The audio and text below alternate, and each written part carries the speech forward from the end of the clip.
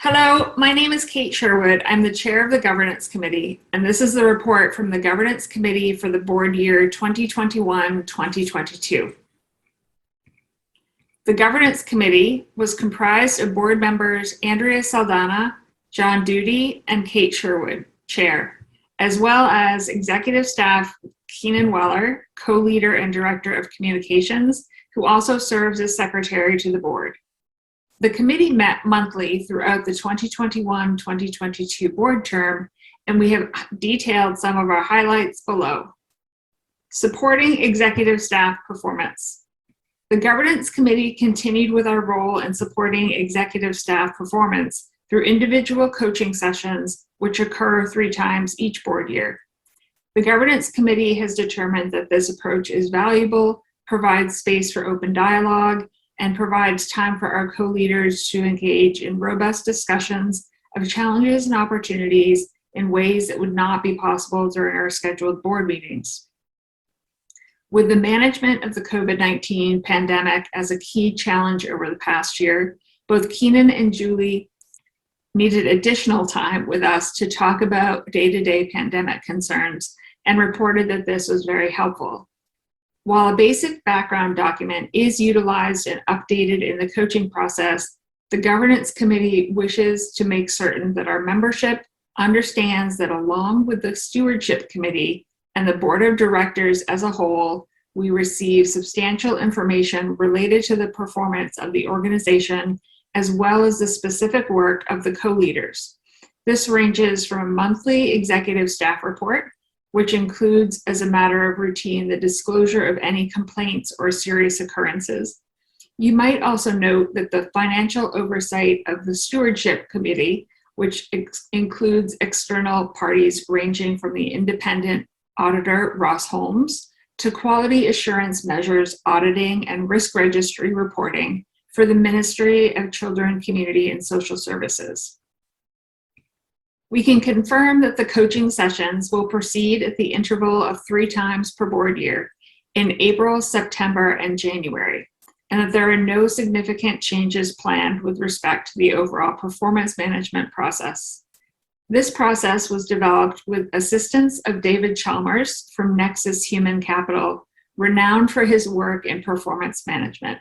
2021-2022 was our first full board year of utilizing the system of coaching and monitoring, which is already working well, but we will continue to look for any opportunity to improve it for the future.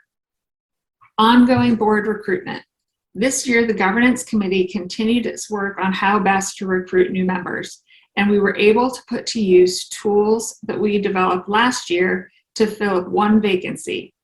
Having completed an interview and reference checks, we are pleased to have a strong candidate to put forward at the AGM and to see how her interests and experience connect to our conversations at this year's board retreat. Board effectiveness feedback. The Governance Committee continues to oversee the board effectiveness feedback process. This includes a survey that follows every board meeting, as well as a more thorough semi-annual review. The information from these processes gives an opportunity for the Governance Committee to provide the board with an annual update on how we are doing as individuals and as a collective, according to our own individual assessments of meeting efficiency and effectiveness. Supporting new board members. The Governance Committee buddy system continues to be positively received as a means of welcoming and supporting new members. Being connected with a tenured board member provides an additional resource for new members outside of the support available to them through the chair and their committee assignment.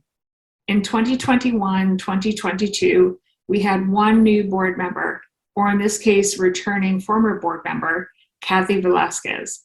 In speaking with colleagues throughout this year and in past years, new board members have always indicated that they were appreciative of the process and felt appropriately supported. Supporting Board of Directors development.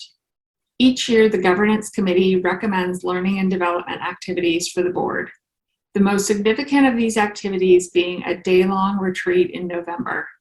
This year, the Governance Committee as a team reflecting on the world around us, deliberately and thoughtfully planned a day-long retreat around the central theme of diversity, equity, and inclusion. We aim to create a space for learning and generative discussion, not to complete a specific project or scope of work, which is a challenge for another day.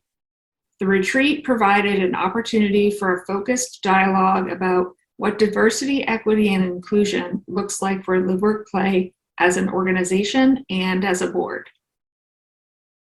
We were fortunate to have 2 presentations from partner organizations, Community Living Ontario and British Columbia Aboriginal Network on Disability Society, which is a lead organizer of Indigenous Disability Awareness Month.